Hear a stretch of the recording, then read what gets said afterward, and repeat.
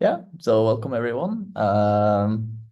Before we introduce today's speaker, we just want to remind everyone about the affiliated event at Eurocrypt and available student stipends provided by IBM and the Swiss National Science Foundation.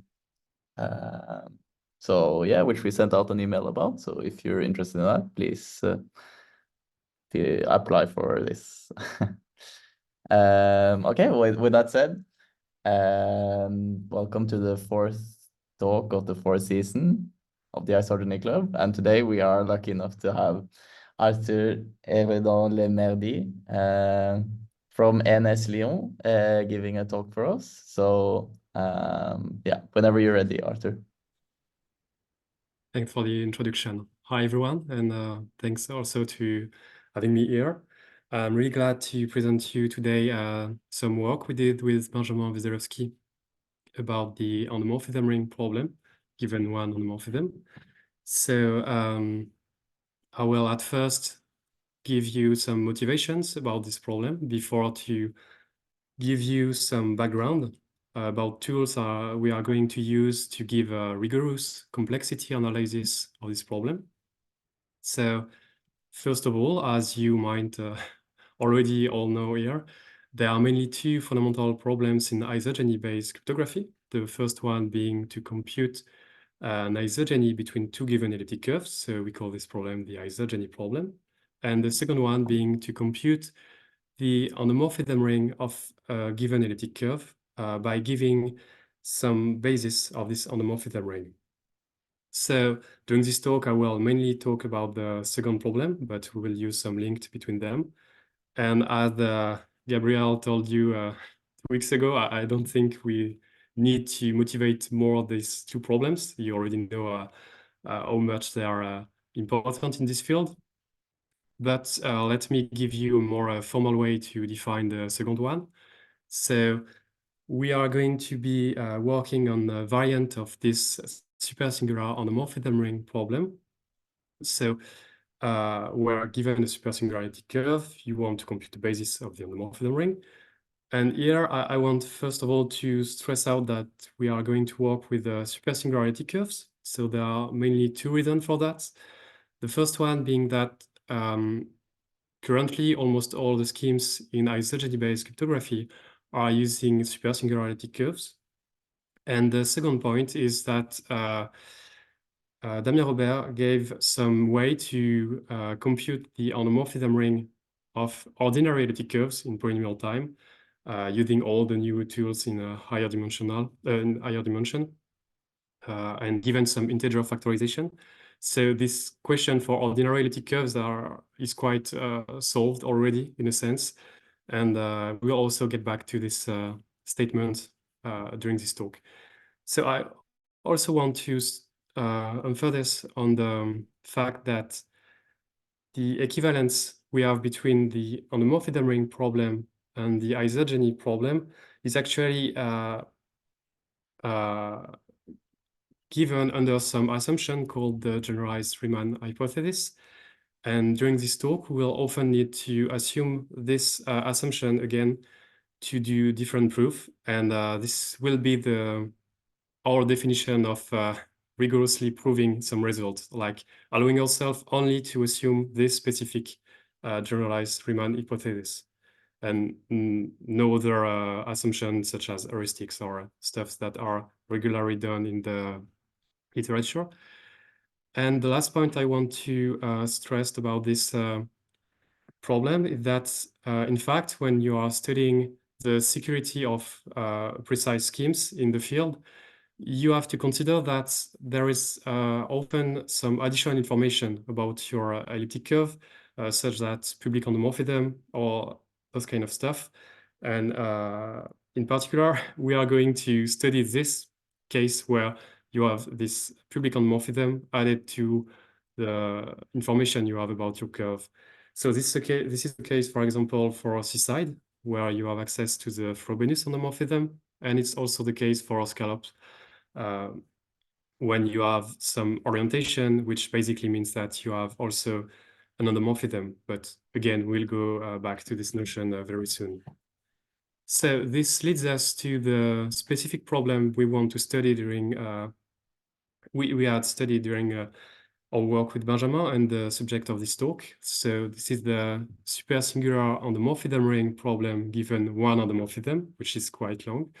So you want to find a basis of your endomorphism ring, but you also have access to a single endomorphism and not just to a description of your elliptic curve. So let me show you some table that summarize the previous result about this problem. So on the left-hand side, you can see the well-known complexity to solve the endomorphism ring problem, both classically and quantumly.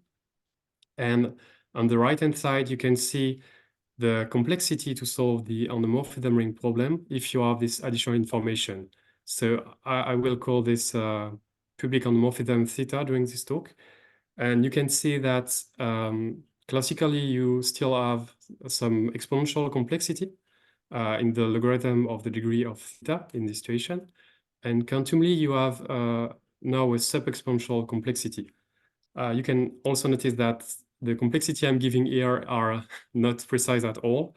This is because they are coming from the paper orienteering with one endomorphism. And in this paper, they are not actually answering this specific question. They are trying to compute, to solve, sorry, the isogeny problem given one endomorphism.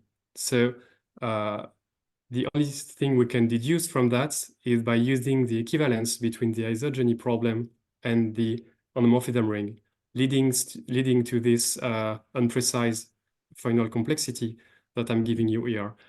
And you can also see that those results are given under some heuristics.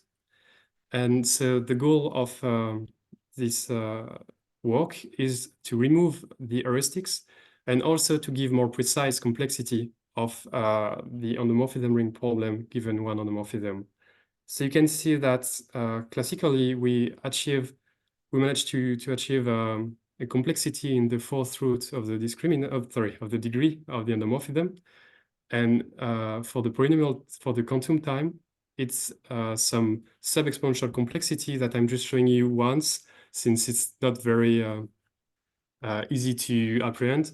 So it's just to tell you that we have some precise complexity, but during the talk, I will just write sub-exponential complexity in this logarithm of the degree. And if you want to have more precise detail, you can go on to see the paper we did.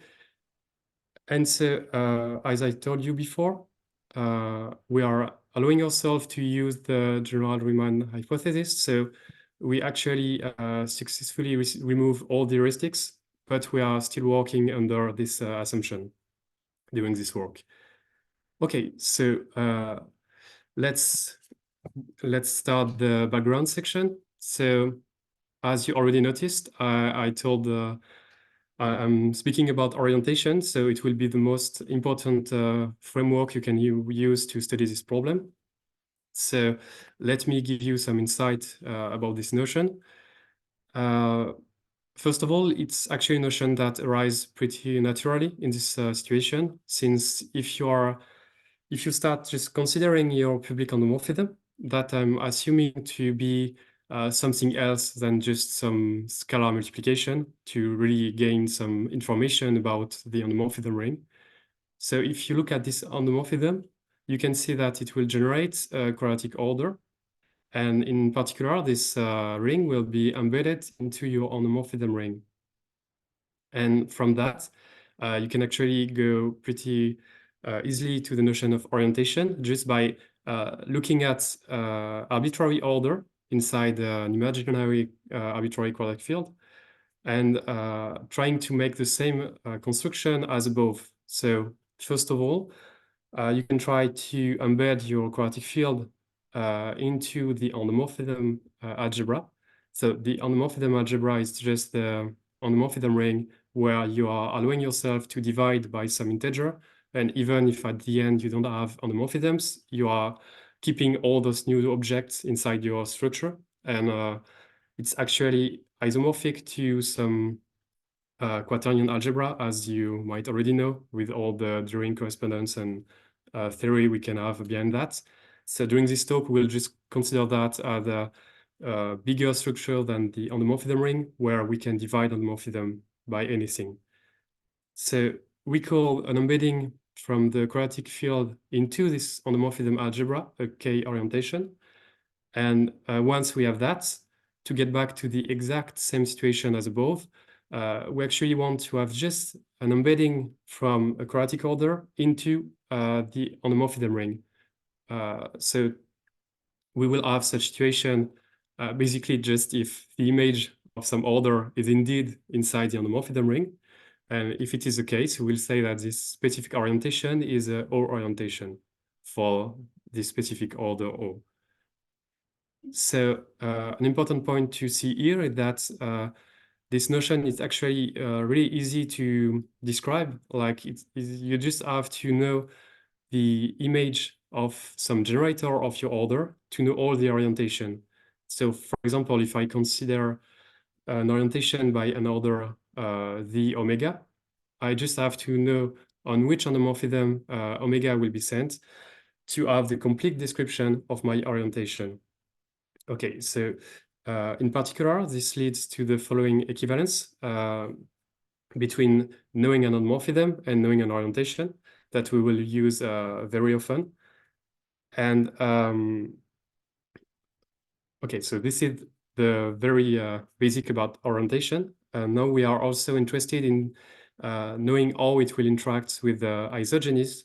In particular, we want to know how we can like translate all the information that an orientation can give us about some endomorphism ring to information about endomorphism ring of another elliptic curve using isogeny to do this translation. So if we are considering an orientation by some order the omega into the over some elliptic curve E1, and if we also have access to an isogeny between E1 and an elliptic curve E2, we would like to create, to come up with a new orientation over this second elliptic curve. So basically, we just want to construct an endomorphism on E2. So to do that, the most natural idea is just to compose the dual of phi with theta and with phi. So at the end, we get something which is an endomorphism, which is an endomorphism over E2.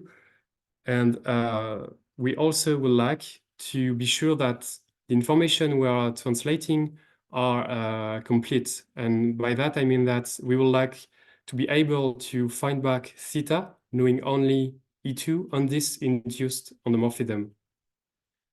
So if I do the computation, if I do this reverse walk in this with this small construction, actually I don't get exactly theta. I will get theta times the square of the degree of the isogeny I'm using to translate informations. And so if I really want to make sure I can get back theta and to have everything working well, I will in fact divide this induced endomorphism by the degree of the isogeny to make sure I'm able to get theta very easily at the end. But by doing that, I'm not going to consider something which is always an endomorphism at the end, since we are not dividing an endomorphism by some integer. And in the case where this is in fact an endomorphism, maybe we can think about why do we not divide theta at the first place? Since the goal is to have the more information we can get about the endomorphism ring, if we can divide theta at the first place, we can also have an orientation by some bigger order, meaning that we have more information about the endomorphism ring, and so on. So the idea here is to define a kind of primitivization of orientation which is primitive, meaning that we already have all information that we can get from this quadratic structure. So more formally, that means that if you are trying to add elements to your order and you are hoping that you will still be able to send that to the endomorphism ring, it's hopeless thing, since the intersection of your quadratic number field with the endomorphism ring is exactly the image of your order. So there is no point to trying extending your order to something bigger. You already have all information about the endomorphism ring you can get inside this orientation. So this will be a very important notion of orientation, but it doesn't answer to the question, is phi star theta an endomorphism, since we are dividing it by some integer. So to answer to this question, we introduce a specific kind of isogeny called horizontal isogeny, which basically give you primitive orientation by the same order over the codomain curve as it was at the beginning. So if we start with a primitively oriented elliptic curve, or z omega, orientation, and we use an horizontal isogeny at the end, we will get also a primitive z omega orientation on the curve we are landing. So that means that we are sure that we are translating all the information we can get from the this orientation over this second curve. But now there is again a new question. How can you come up with some horizontal isogeny? And so how to deal with that? So let me give you a way to systematically construct horizontal isogeny through the class group action. So here I'm considering some toy example with only 6 primitively oriented elliptic curves in the set of primitively oriented elliptic curve. I mean that all of them are here up to some isomorphisms. And what I mean by primitively oriented elliptic curve is that I'm considering a pair of the elliptic curve and the orientation, which is primitive by this order. So how can we manage to construct some horizontal isogeny? What we can do is, first of all, to consider some O ideal A, and to notice that thanks to the orientation, we can actually send all the elements, any element of this ideal to some endomorphism. And we can also consider the kernel of all those endomorphisms that we get. All of them will be finite subgroup, obviously, of the elliptic curve. And the final structure we want to consider is the intersection of all those kernel, which is also a finite subgroup of the elliptic curve that we will call the A torsion. And the very nice news is that this kernel, if we use it to construct an isogeny that I will call phi A, with this, yes, there is some. I think sorry, it was okay. just some small hiccup. Okay, so if we are considering the isogeny of kernel A with given by this A torsion, it's in fact an horizontal isogeny. So we have a systematic way to construct such horizontal isogenies. And in fact, it's even better than that, since this construction gives us a group action from the ideal class group of the order that's primitively orient or elliptic curve. And this class group action actually have 2 very nice properties.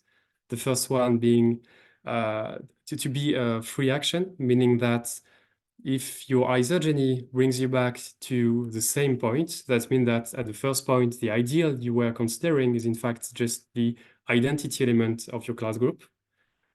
And the second very nice property is that it will have at most 2 orbits. So meaning that either it will have 1 orbit, and you can reach any primitively oriented elliptic curve starting by any other primitively oriented elliptic curve using this construction. Or when you have 2 orbits, you can at least reach half of this graph. And during this talk, I will in fact consider that we are dealing with only 1 orbit, since it's actually pretty easy to go from 1 orbit to the other one. And so it's not a big deal for this work. Okay, so this leads us to problems given by all those notions, and especially the fact that we have a free action with almost one orbit gives us a very natural problem, which consists to find the unique ideal that will induce an isogeny between two given oriented elliptic curves. And this problem is actually pretty important, since it's a way to see whether or not the action we have behind C-site-like protocols, everything using such class group action, is one way or not. So if this problem is actually easy to break, or to solve, I mean, then your scheme is easy to break. So it's pretty central in all the oriented schemes. And the second problem we have to consider is the primitivization problem. So I already told you that obviously, if you know a primitive orientation, you also have an orientation. But we have to ask ourselves the question, how hard is it to come up with a primitive orientation if we just know some endomorphism or orientation? Okay. And one last problem about orientation. We are going to consider another variant of the endomorphism ring problem, this time where the additional information that we have access to is not just an endomorphism or an orientation, but it's a primitive orientation, meaning that we have access to all the tools I just told you about. So we have this class group, and we know how we can use horizontal isogeny and stuff. So in particular, this problem of computing a basis of the endomorphism ring given those inputs can actually be reduced to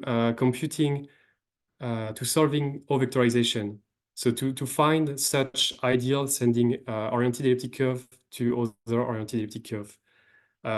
You can notice that this is a reduction under GRH, and also that we actually need the factorization of the discriminant of this order we are using to orient elliptic curves. So the discriminant can be given explicitly by such formula, and in a way it helps us to see how big the order is, and that's why the bigger it gets, the more complicated it will be to solve oriented problems such as O-vectorization and O-ring, as we will see very soon. Okay, so this is basically what I wanted to introduce to you as a background on orientations and the different problem we are going to consider.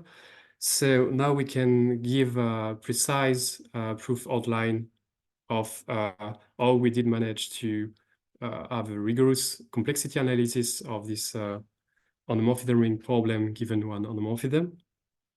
So again, I'm telling you that we are trying to work only under GRH. So starting with an elliptic curve and an endomorphism, the first step will be to write this endomorphism as an orientation. Then we will compute a primitive orientation from this orientation.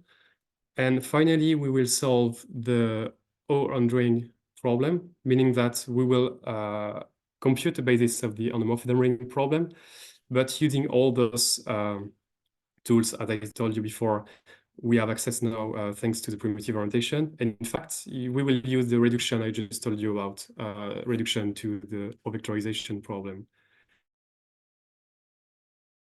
Complicated, so I will not talk about that anymore. Then before the work we did, the primitivization problem was actually introduced in the paper orienteering with one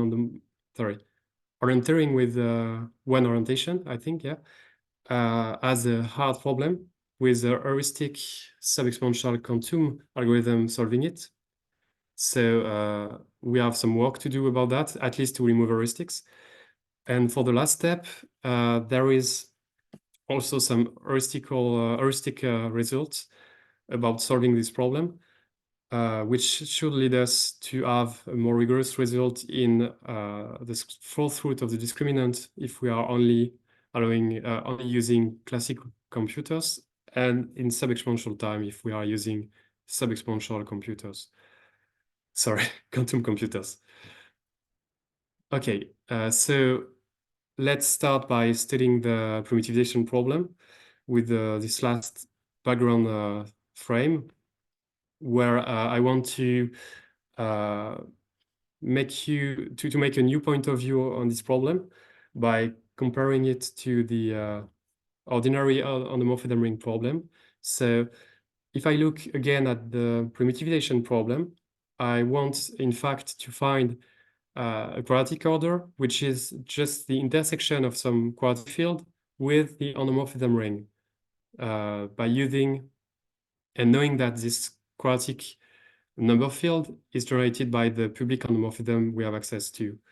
And this is, in fact, very similar to solving the ordinary endomorphism ring problem, since in the ordinary elliptic curve, you always have access to the Frobenius, and you are also looking to some quadratic order, which is just, I was going to say the intersection with the endomorphism ring, but it is by itself the endomorphism ring. So we have two very similar situations considering quadratic structure and data of a public endomorphism. So this is why it's a good idea to look at the ways of solving the ordinary endomorphism ring problem. So the first point is that we have a very nice sequence of inclusions, starting by the order generated by the Frobenius, which is a suborder of the endomorphism ring, which is itself a suborder of the ring of integers. Then we also have this result telling us that if we have the factorization of the discriminant of the order given by the Frobenius, we can actually easily go through all the superorder of this order generated by the Frobenius, meaning that if we are able for each of them to check if they are in fact a suborder of the endomorphism ring, we'll end up with a very nice method to deduce which one is the endomorphism ring, since it will simply be the maximal order verifying this condition. And we know that at the end, we will end at most by considering before all the new tools we have with the higher dimensional isogenies, it was only possible to solve this problem in sub-exponential time. But Damien Robert actually used some division of the Frobenius to check the inclusion. So this leads us to thinking that if we are able to do a similar method with the primitivization, by being able to divide efficiently this public endomorphism, we should be able to solve primitivization as efficiently as this algorithm to solve the ordinary and ring problem. And so this leads us to this result about dividing endomorphism that you already have seen during the presentation of Gabriel in a slightly different point of view. Here I'm going to avoid to talk about higher dimensional isogenies. I'm just giving you some black box results about interpoling isogenies using those new tools. So you can notice that this frame is the first one of the section contribution, or like all the contribution we made during this paper. But in fact, there are at the first place result from Damien Robert, and we only did some more precise proof of this result. So on this page is result from Damien Robert, and you can check our paper if you want a more detailed proof of the interpolation result and then the division of endomorphism result. So as I said, there are plenty ways of giving this interpolation theorem. So I'm going to use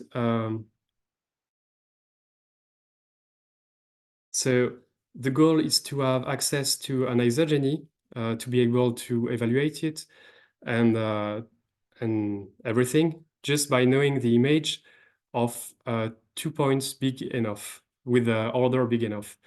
So I'm starting by choosing two coprimes integer, capital N and capital N prime. Capital N is the degree of the isogeny I'm trying to compute, and capital N prime is the order of the point I'm going to use. So you need to have N prime bigger than N. Capital N prime bigger than N. In fact, you can reduce this inequality. I have something using square root and stuff, but I'm keeping the stuff the result simple here. So then you want to have 4 points where the first 2 points are going to be the preimage of the last 2 points. So I'm trying to find an isogeny phi of degree n that will send P1 over Q1 and P2 to Q2. So if P1 and P2 are a basis of the n prime torsion for my starting curve, and Q1, Q2 are a basis of my landing curve, then I can check the existence and compute it if it does exist, the isogeny phi in polynomial time in the length of the inputs that I will write just L during this presentation, and in B, where B is the biggest polar prime factor of my capital N prime. So this gives us a very nice result to interpolate isogenies, even if they don't have a smooth degree as it was the case before, or we are relaxing a lot of constraint of representing isogenies than there were before.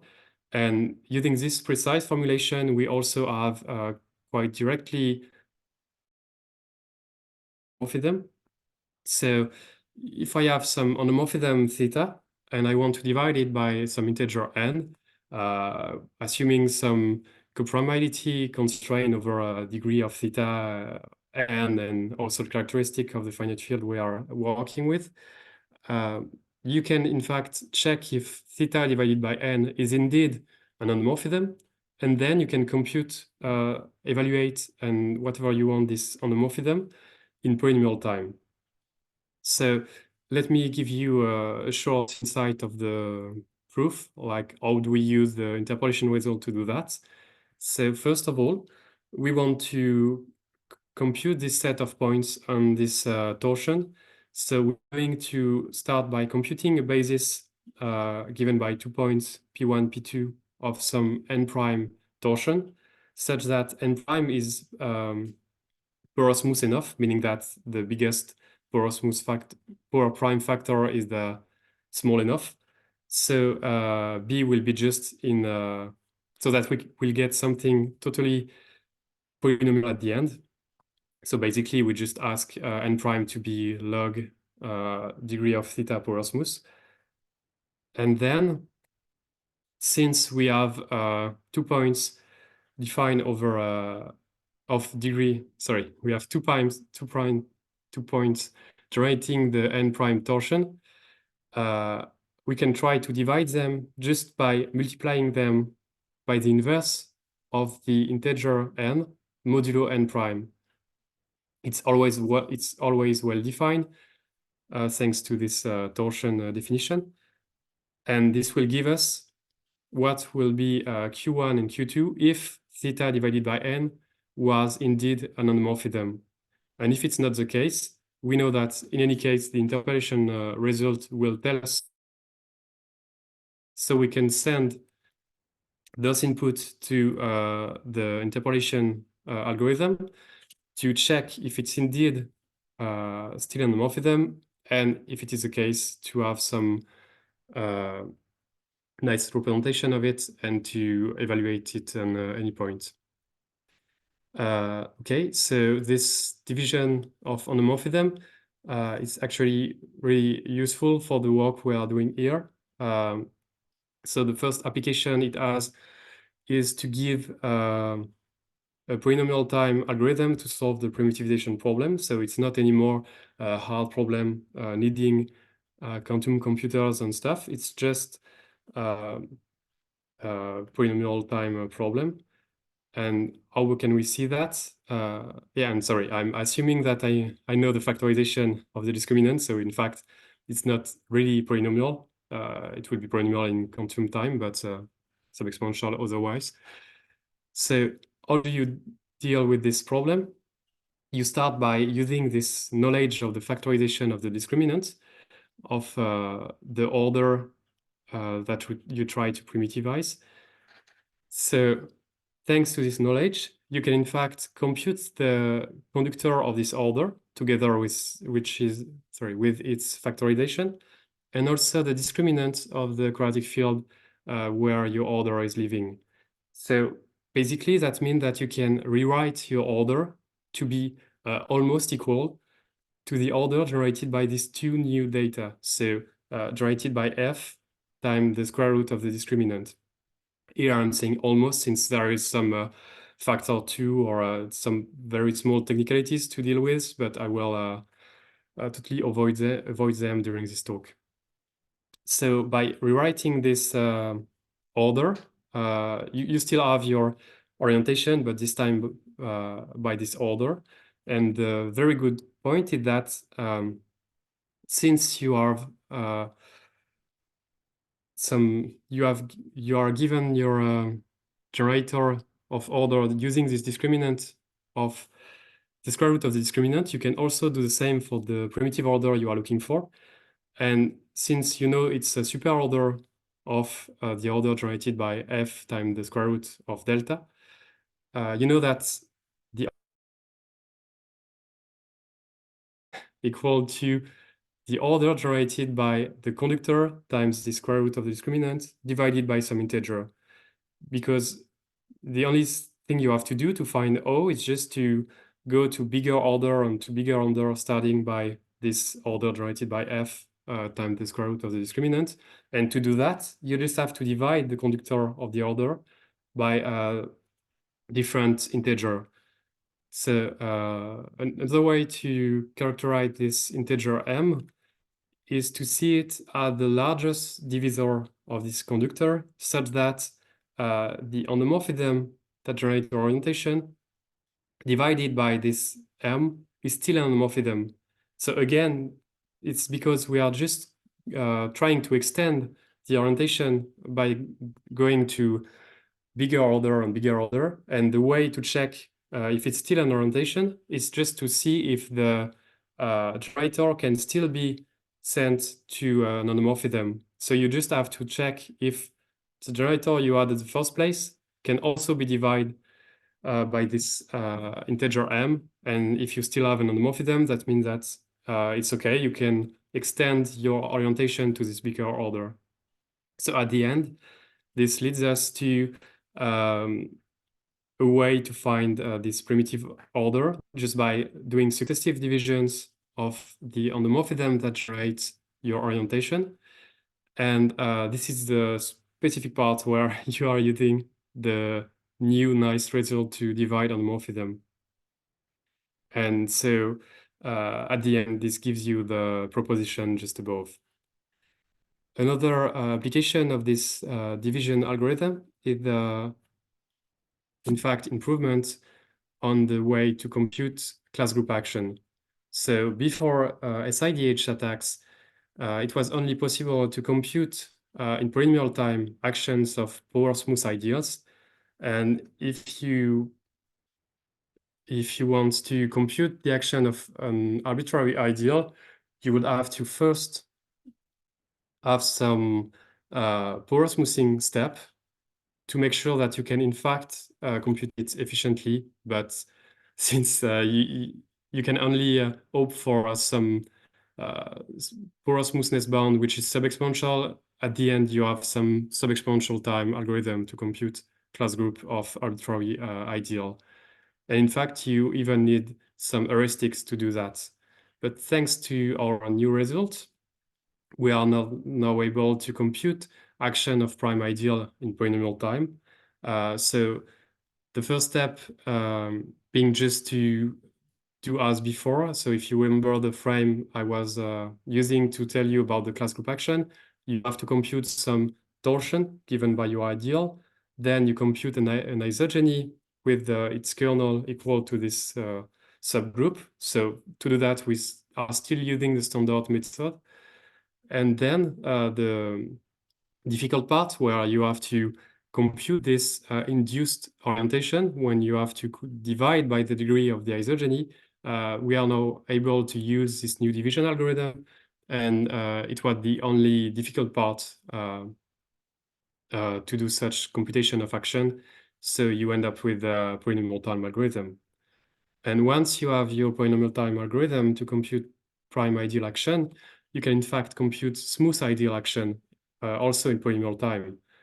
You just have to start by decompose your ideal into product of primes, and then you can use the new algorithm to apply this action of prime ideal on each of them, and you end up with a nice polynomial time algorithm to compute smooth ideal. And finally, to compute action of arbitrary ideal, it's in fact still in sub-exponential using those method, since you still need to start with a smooth ideal if you want to do it efficiently.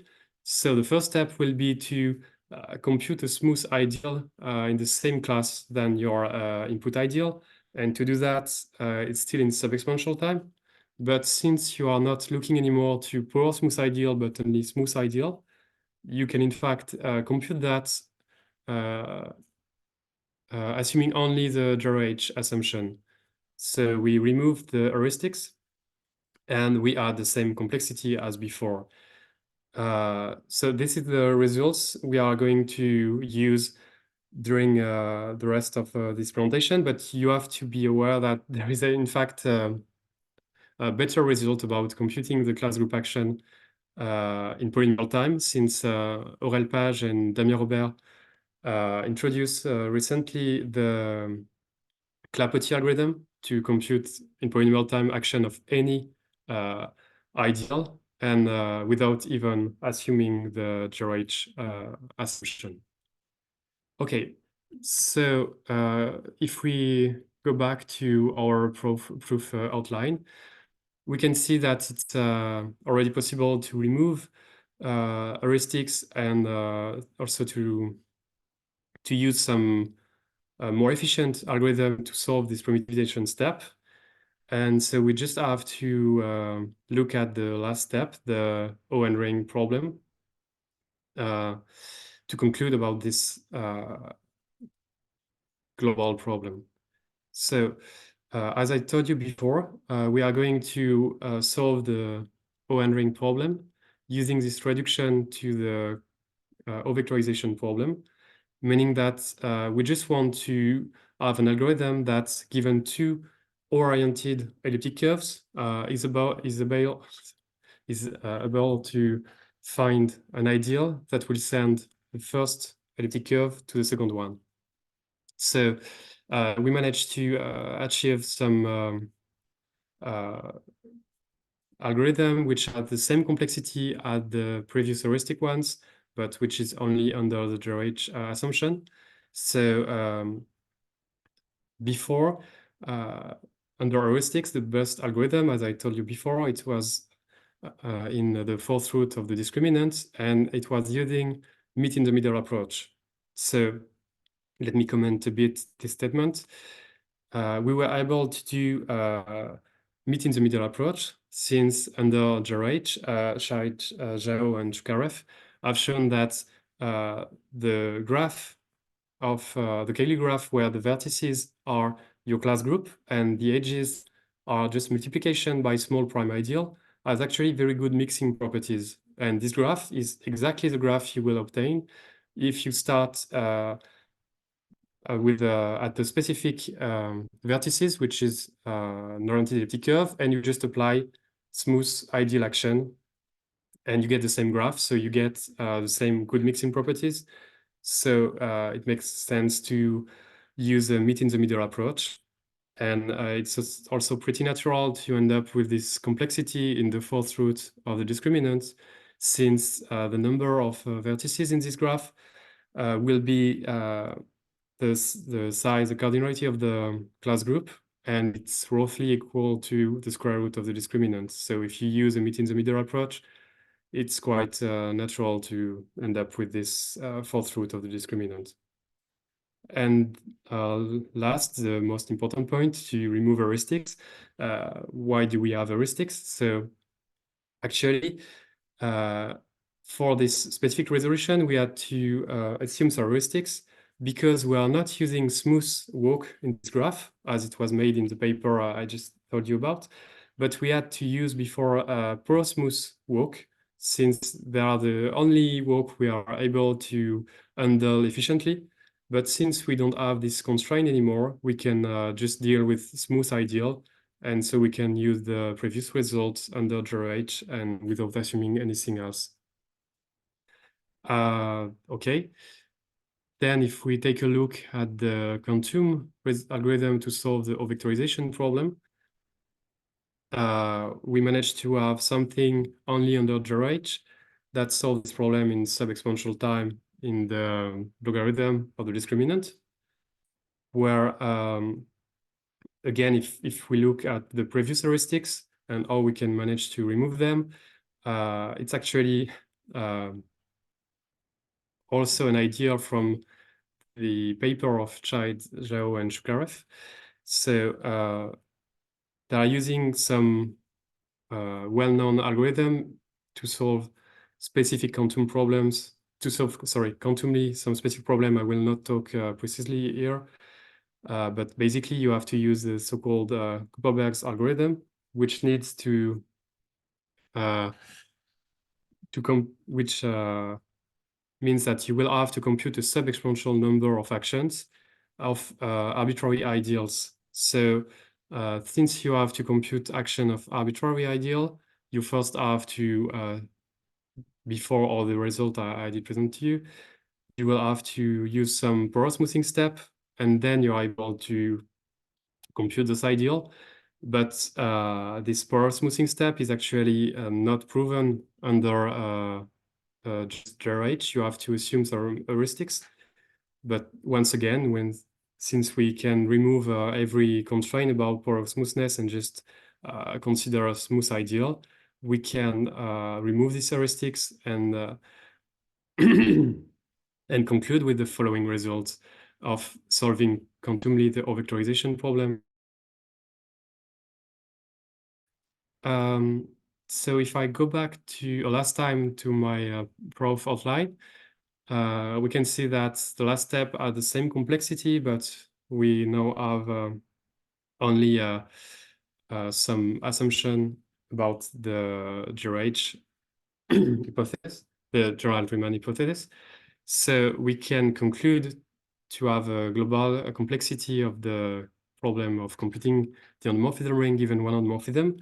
But I will just stress out that the fact that we have to assume the knowledge of the factorization of the discriminant at the step 2 is actually not important anymore, since when we are doing all the steps, you will end up at least with an exponential complexity for classical algorithm and sub-exponential complexity for quantum algorithm, meaning that you can consider this factorization step as something negligible, which will be either sub-exponential if you are in the classical case, or polynomial if you are in the quantum case.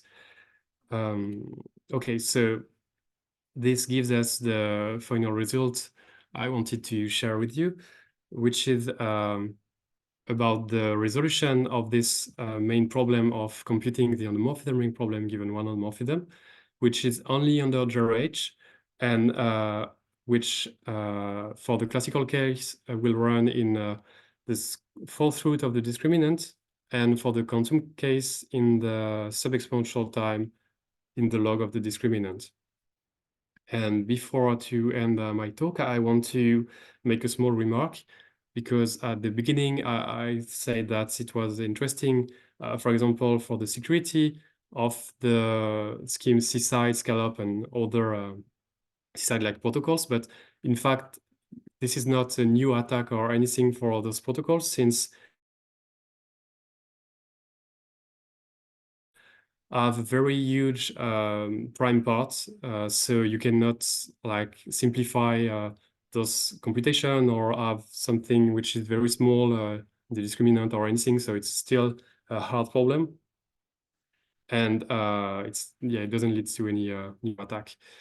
And so after that, I think this is very interesting to continue to look at the security analysis we can do of a specific problem associated to schemes we are working on a lot, and especially using those new tools we have from higher dimensional isogenies, such that this interpolation result. And I think it's also really interesting to keep trying to improve the class group action on all those kind of computation, since as I told you during this talk, there was our improvement, then also Clapoty, but there is also Scale-up HD that Mingji told us about during this Isogeny Club season, where we are trying to deal with the small dimension isogeny to be more efficient. And so I think there are a lot of stuff to do in this direction too. And so thanks a lot for your attention, and feel free to ask any question. Thank you very much for a great talk, Arthur. As usual, it's just feel free to ask questions in the chat or unmute yourself and ask questions like this. And yeah. Oh, Max already has a question. Yeah, you can read it. Do you want me to read it or? Yes, so I can read it if you want. So Max is asking for an idea of the exponent we have in the polynomial method at the slide 15. So let me go there. Exponent. So actually, it's the method I'm introducing here are not efficient at all, since to have this result without any heuristics, we are going to use dimension 8. So if you're a bit used to higher dimensional isogenies, you know that you can do either computation in dimension 2, 4, or 8, and you will be less efficient as the dimension gets bigger. And so I don't have any, so the exponent, I think it's something in like more than 10, I'm sure of it. And I don't remember exactly, but I mean, it's not very efficient. If you want to really use that to do some constructive application, you should reduce the computation with dimension 2 and deal with the heuristics and so on. I don't know if it's answer your, okay. Thanks. I actually also wondered a bit about this this slide. So just to clarify, so first of all, the polynomial time, is it polynomial time in the norm of the prime ideal or log of the norm of the prime ideal? So it's in the norm of the prime ideal. So that's why the polynomial time for smooth ideal is in fact in this smoothness bound. Right. So yeah, that makes sense. yeah. And then, so if I like, so you're basically given I as an isogeny, right? And then if you're given this isogeny as like 2 kernel points or something, is this easier then with like just pushing through the points, or? I'm sorry, I didn't get your Yeah, sorry. I mean, question. the question is a bit vague. So you're Sorry. asking how we compute in fact this action, or? But yeah, but how is basically how is this isogeny given? Like the isogeny that determines your iota? Is it like, how is it given? So are you talking about the endomorphism that generates your orientation? Yes. Yeah. Yes. Okay. So, well, it totally depends on the context. Like Yeah. in Yeah. C-side, it will be the Frobenius. Yeah. And in Scale-up, it's something, so I think I gave some, yeah, in Scale-up, you are starting by small, easily endomorphism. Sorry, what I am seeing here. Yeah, I don't remember for scallop. I'm sorry, but so the method to construct your endomorphism is really depending on the context. So it's more a way to analyze some situation where the endomorphism is already given more than a way to compute an endomorphism and to end up with an orientation. Okay, I was just okay, thanks. Because I guess I'm sorry, I'm a bit confused. Just why? Yeah, go ahead. What was the difficult? Like, why do you need this division algorithm to compute? Yeah, so the division algorithm came from the fact that so when I'm computing the action, okay, so here, when I'm computing the action of some ideal A, I need to compute the isogeny phi A. Yeah. And so this will give me just a way to go from an elliptic curve to another one. But then I also want to send the orientation of the first curve to an orientation over the second curve. And this is the moment where you use this phi star. So it will be phi A star when you are using the action of A. And so you see that you are dividing some composition of isogeny by some integer. So it's just when you want to translate your orientation over some new elliptic curve that you need to divide it. And so you need a nice way to divide endomorphism at this point. Okay, I think maybe then, Mike, I have a question here that may actually connect to that one. So it doesn't really matter here how the endomorphism is represented. Like if you have a higher dimensional representation, like in scallop HD, it would still, this would still sort of apply, right? Okay. Yeah, you just need something which is efficient enough. But yeah, if you have a good representation, whatever your representation you are using, yeah. Yeah, I see. Especially since the division we are using is just by having the image of 2 points. So if you are able to just give the image of 2 points, then you can do the division and you don't care about the way it was represented at the first place. Okay, yes, perfect. I see now. Yeah, thanks.